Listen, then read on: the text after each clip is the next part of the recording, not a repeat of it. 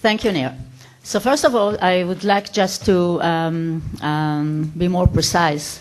I didn't say that we cannot, I do believe that we cannot prevent. I do believe that we can detect. But prevent means that we are able to create a sterile environment. And this is not the case. I think we cannot. However, what we have to invest is make sure that we detect when we have a breach and handle it as soon as possible and handle it effectively. And that's why we need a very sophisticated set of technologies, and that's why there is no silver bullet. Because we have to, our system have to think about our immune system, right? Our immune system is very efficient. It doesn't get excited of every tiny little germ. And if we have germs on our skin, it's okay. However, it protects us that we will not have germs in our heart. And that's what we need to have as the modern security system. Something that will be invisible, something that will be effective, and will behave like our immune system. And that's what I want to correct. Okay, we have a lot of questions to the panel, but before I ask them a question, I would like to open it for questions from the audience, if we have questions. Okay. Yes? I would like to ask you what's the share between defense by hardware and defense by software? Just repeat the question for me. Okay. The gentleman here would like to, the panel, to discuss the difference between defending software and hardware and the connection between them, right? Anybody want to take it? Well, being a kind of a representative here of Checkpoint software technologies, for us it's really clear that the magic is in the software, and we heard a lecture yesterday about the magic of software. So that's software is what's mostly being used in order to penetrate the organization, and software is will be the thing that is mostly used in order to detect and whenever possible prevent. We all discuss here the changes and dynamicity and the fact that we need to be flexible. Unfortunately, hardware is not flexible enough in order to support the kind of the processes that modern cyber defense requires, at least to my view. Okay. Anybody else wants to refer to it? Okay. Just to complete the question, for example, space assets, the space as the satellites themselves, are they part of the war? Space satellites. Okay. Space assets, satellites. Okay. Okay, so I would like to take that. I think, so the question was space satellites need to be handled differently, right? Or are under the war. So I will take it maybe to a more general question.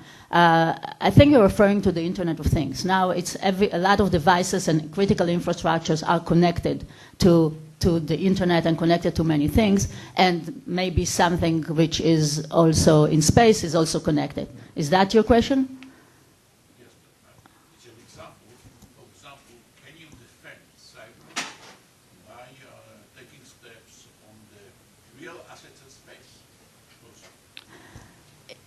Okay. Anybody wants to answer that? I'm just a terrestrial. Right. You know, yes. Space is out of my. Right.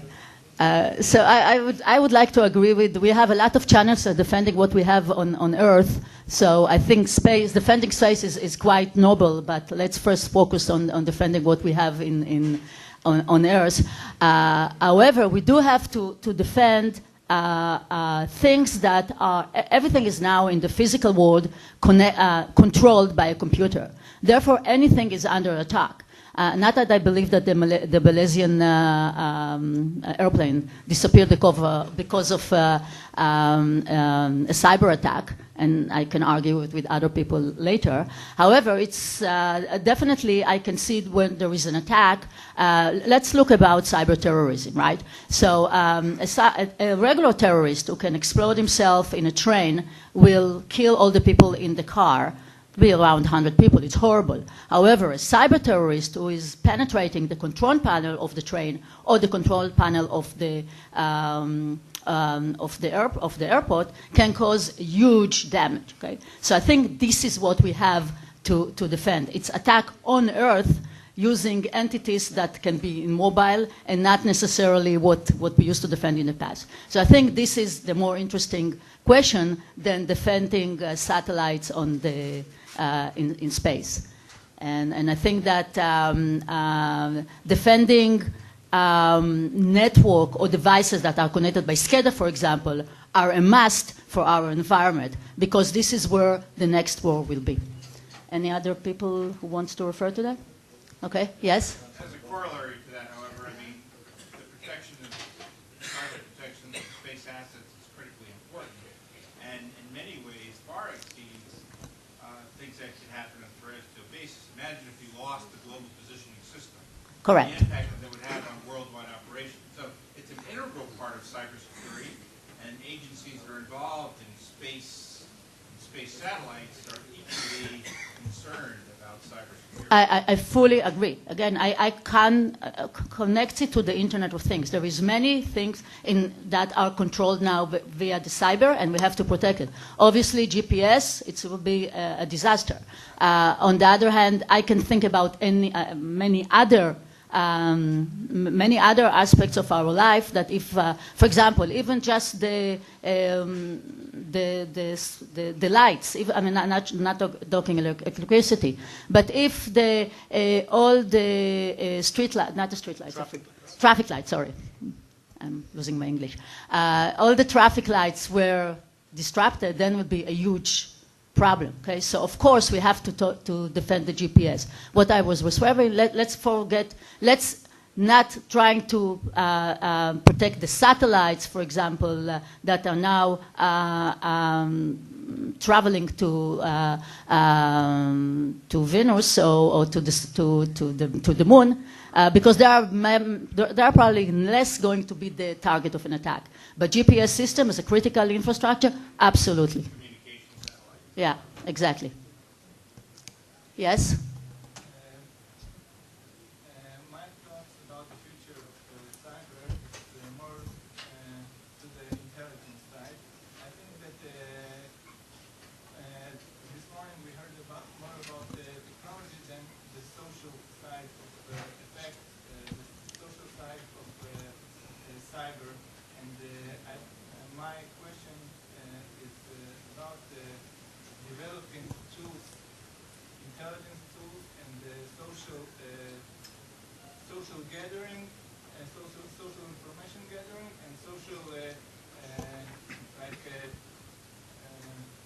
social tools, engineering tools, on this field, and how to protect from social effects and social attacks on cyber field. Okay, so I repeat the question.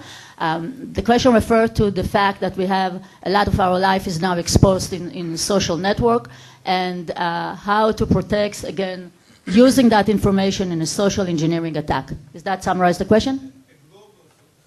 A global social engineering. Anybody wants to take that question?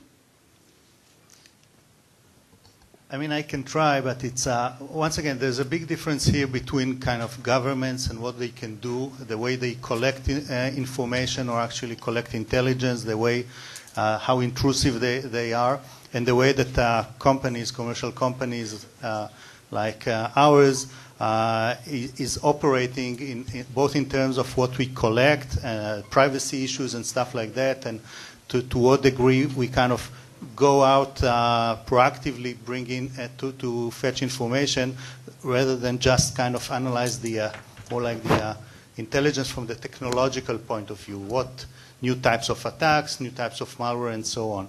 So I think that governments should and probably do kind of go beyond their boundaries.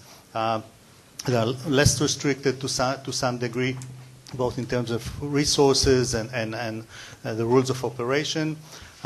For kind of a commercial company like ours, we would kind of be hesitant before we collect information that's not directly and immediately affecting our customers. Even though you can certainly interpret my remark about the role of cyber intelligence kind of in a more holistic view, we need to know everything in order to best defend any of our customers. But we interpret this kind of far more narrowly than what you're kind of alluding to. Actually, I would like to add to that. I think that we can, as I said before, we cannot stop progression. We cannot stop the future. Therefore, that we cannot stop the social network. And since we know that there is a lot of activity that happens in the social networks, I do believe that we first need to, as on the defense, we can know, for example, when someone is searching a lot of information about a certain person in the social networks.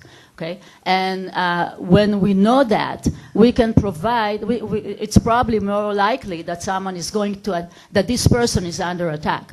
And I think that we can have technologies now to know that and to warn that person, definitely to warn the organization that this person is working for. So that's one thing. Also, I think that we definitely, as social engineering, spear phishing, by the way, not only spear phishing, but water holding, which is now the most common social engineering attack, are becoming so common, and we do need technology, and we actually have technology in order to prevent those attacks.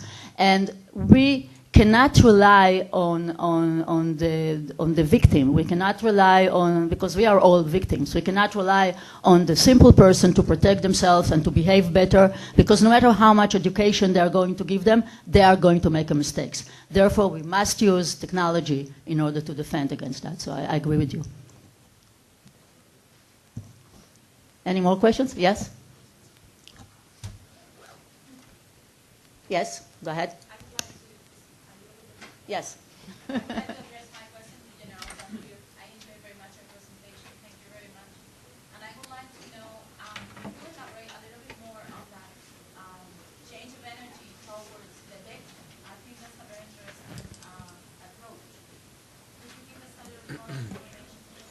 Yeah, I think that one of the trends that we'll see in the future. I agree with Michal that we're towards or already experiencing an inflection point in the way that cybersecurity will address future problems. And I think it's probably even not too pompous to say that we're on the verge of a paradigm shift in cyber.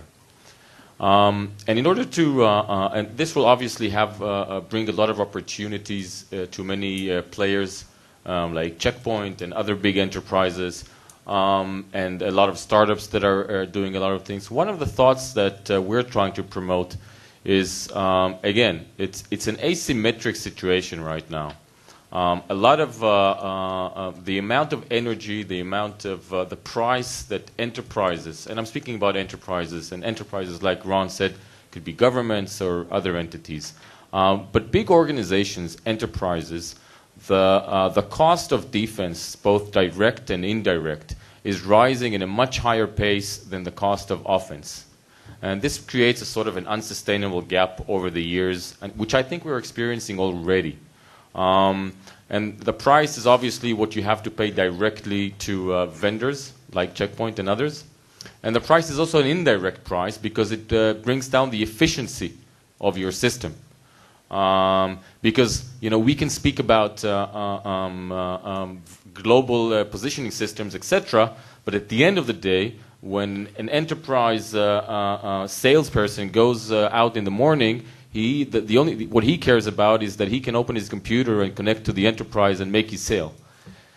And I think that one of the... doesn't have GPS, it cannot get to work. Some of the people can still get to work without GPS. But again, but GPS is something that governments will have to take care of. But on a lower level, on the street level, I think that one of the things that enterprises and the trend in cybersecurity will be in the future is actually, and this is where I don't concur with Ron, is actually not to think about what the contender is going to do, but to systematically understand the vulnerabilities, the philosophy, the psychology, the technologies of the contender, and thus change the way not of the single individual victim, but the enterprise as a victim. And I think if the victim internalizes and understands the vulnerabilities of the contenders in cyber offense in the world, what I mean by putting the energy on the victim, and that's just to summarize it and answer your question, is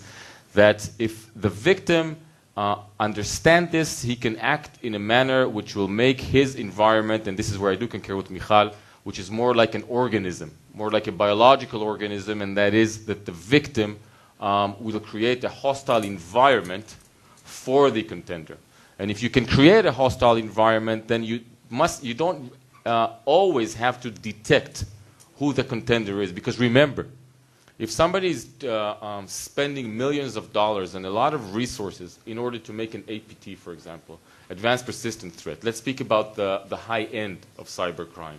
People who are not just doing phishing to get your credit card or to find out where you're going to be tonight, but people that are directing their energy at a specific entity, the specific enterprise. These are sophisticated people with complex technologies and a lot of resources.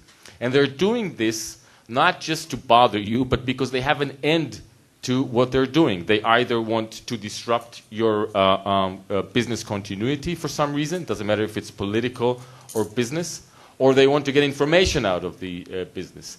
Now, if the enterprise becomes a hostile environment, not just because of firewalls or antiviruses, etc., but because it behaves more like an organism that changes all the time, so these hostile environments will bring up the price of attack, and I think if you can get an equilibrium between the price of attack and the price of defense, and thus bring down the motivation of the attacker, that will, in my opinion at least, be one of the changes that we'll see in a paradigm shift in the future.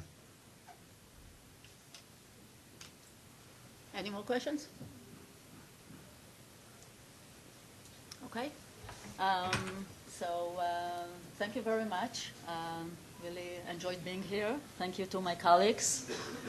Really enjoyed working with you. And okay, enjoy the rest of. Thank you. We'll go for a break.